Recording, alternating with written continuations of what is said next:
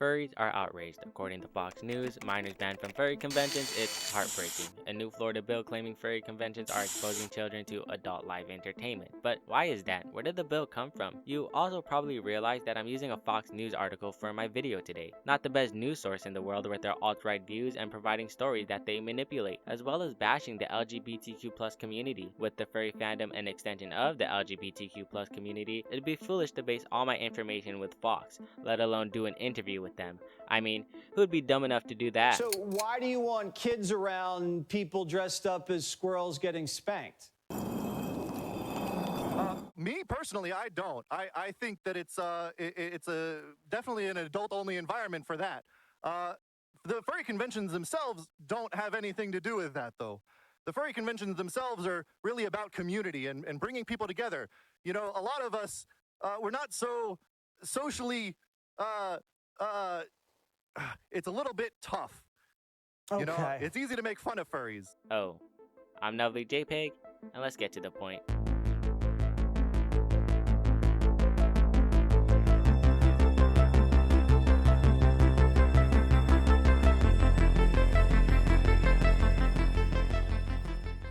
Before we start dissecting the clip, let's actually start at the beginning, with the new bill that has stirred up controversy in the state of Florida. Join me as we explore SB 1438, the Protection of Children Bill, also known as the Anti-Drag Bill. Introduced by Governor Ron DeSantis, the bill imposes restrictions on performances and events deemed inappropriate for children. It prohibits permits for activities that violate certain provisions and enforces criminal penalties for those who violate the law. Now, in theory, this sounds like a good thing. Minors unable to see adult live performances should be open and shut, right?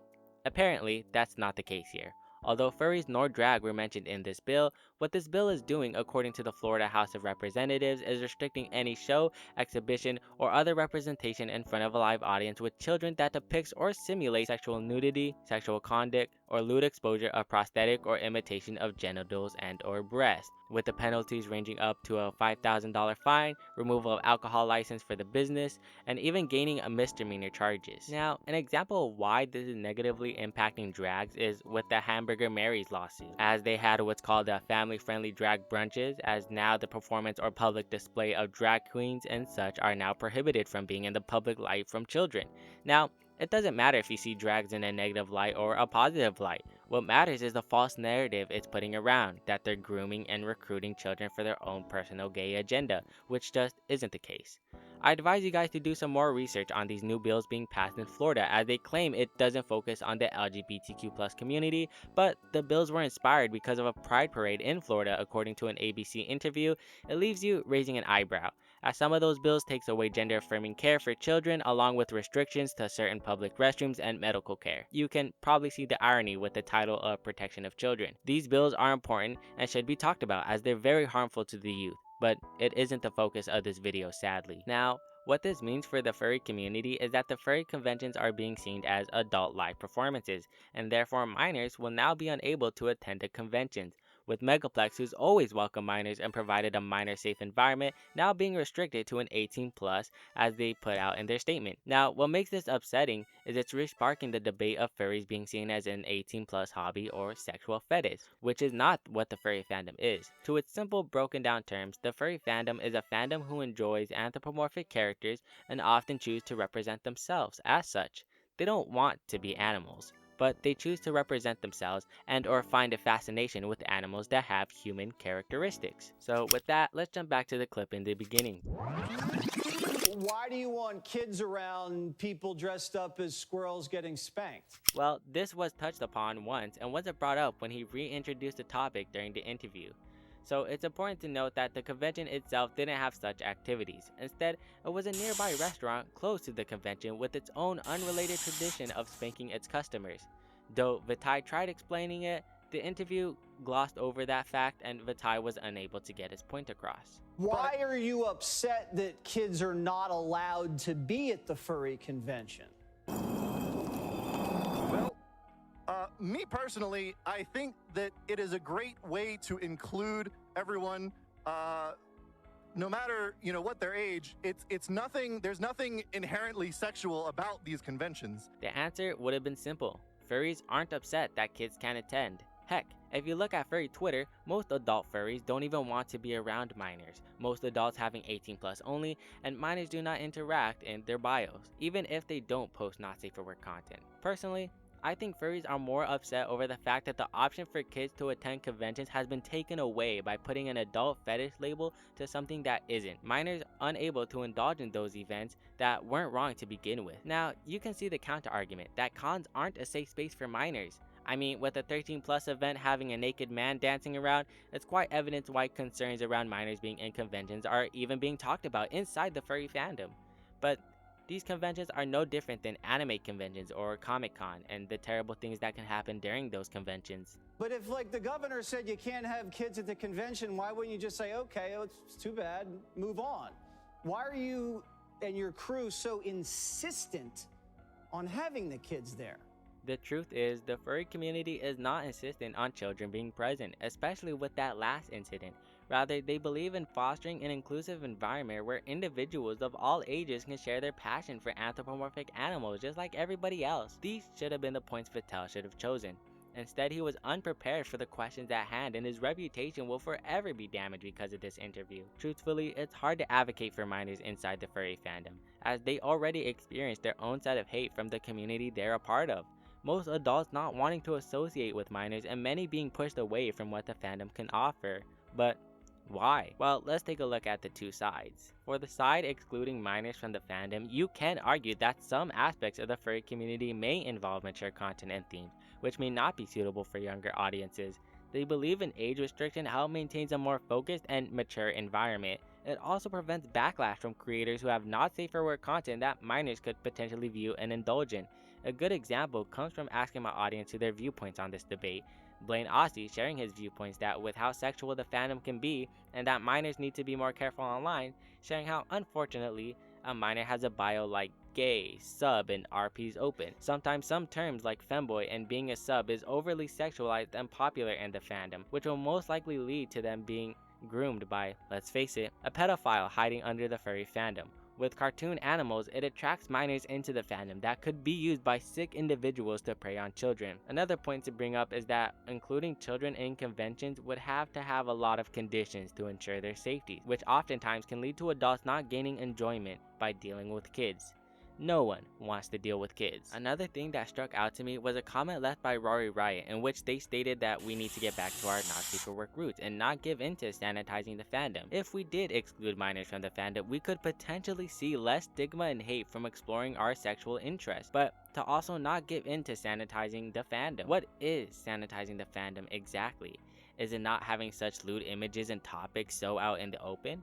Or having a public PG-13 appearance is going to be bad for a community that is filled with misrepresentation and being labeled as a fetish already. With sticking to our quote-unquote roots and being more sexual in an already sexualized environment in the fandom, how can we not exclude minors entirely but respect that adult spaces are here to stay? If there's adult spaces that are being sanitized for the sake of minors, where are the kids' spaces in which they don't have to worry about clashing with mature content? That leads to the counter argument that the furry fandom shouldn't be 18 plus at all. The furry community is diverse, encompassing individuals of all ages. You can argue that by excluding minors, like AB says, it risks alienating potential creators. Heck, me being 17, I'm still a minor and would be excluded from the fandom, and you wouldn't see this video today.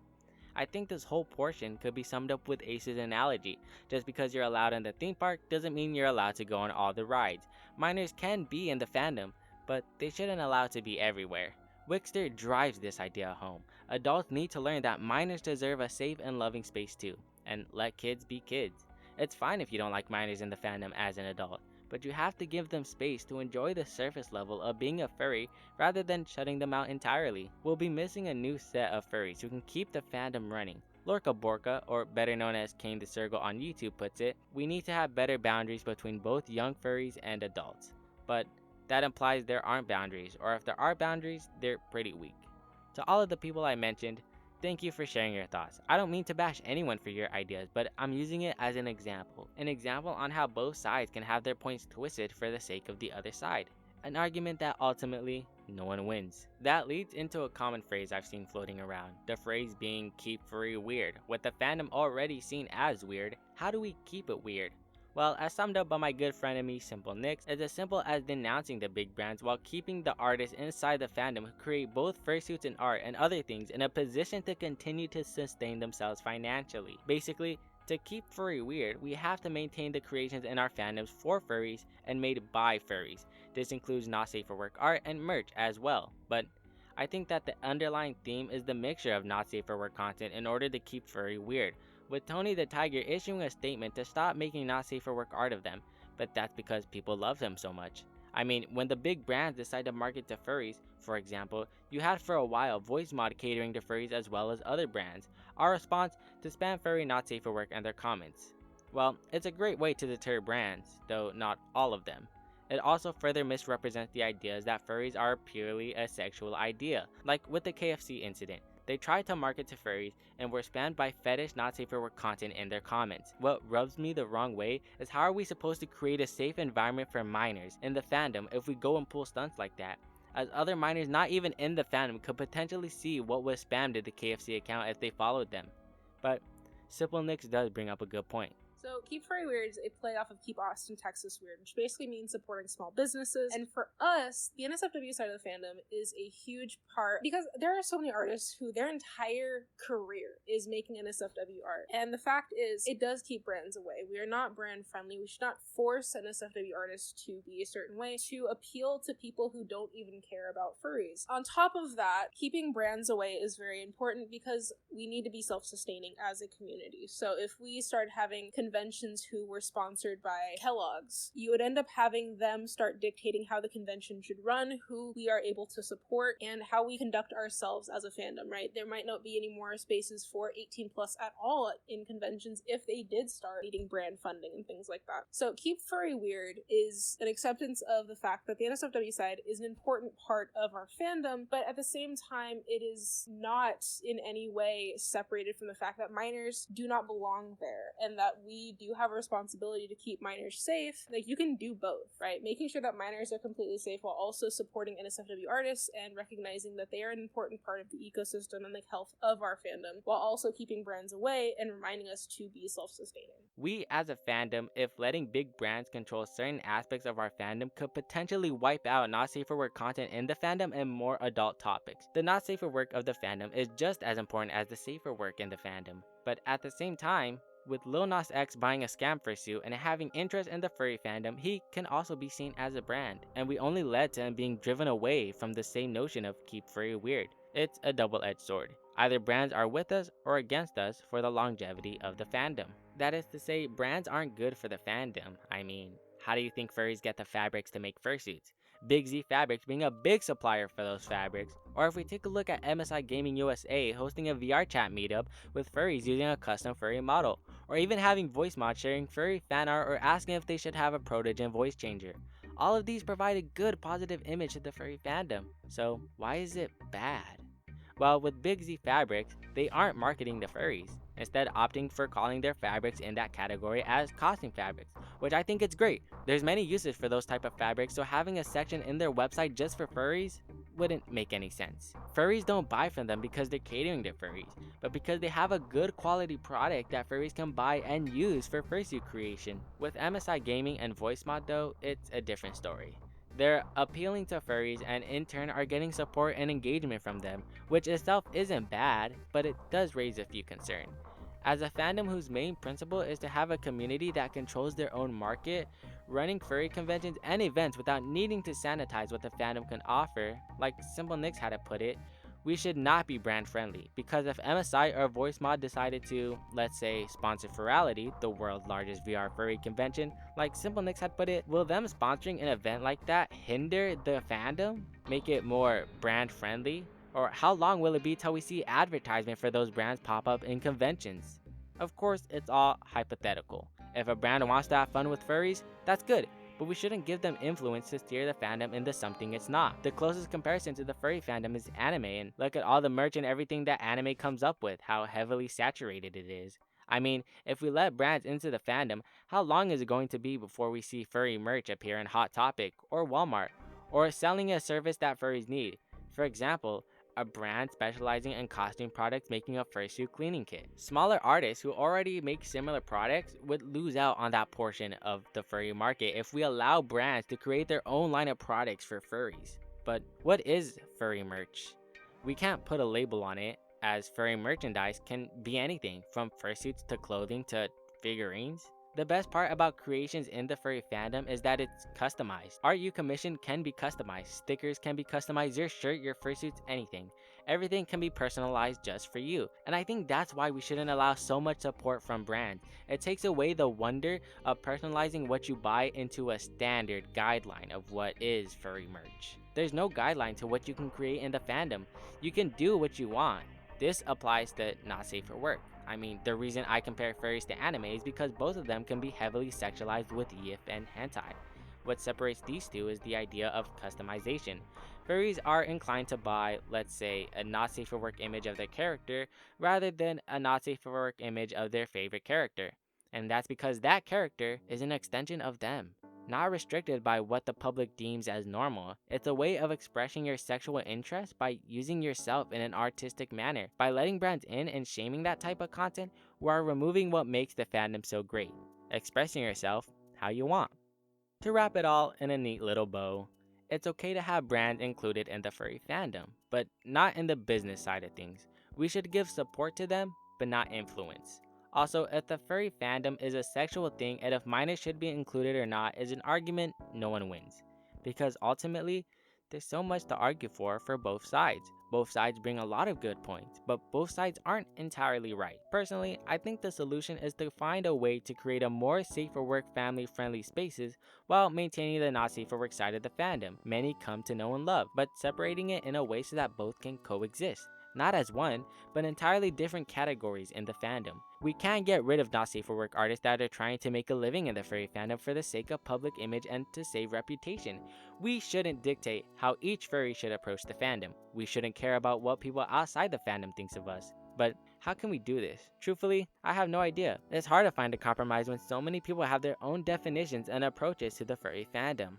I think this argument shouldn't be an argument at all, but instead a talk with the community at large on how to approach these themes and find a method that is fair and reasonable to both the safe for work and not safe for work side of the fandom. Like the movie Zootopia, in the furry fandom, anyone can be anything, and everyone has the right to enjoy the fandom. And with that, keep life lovely, and this is Novely, logging off.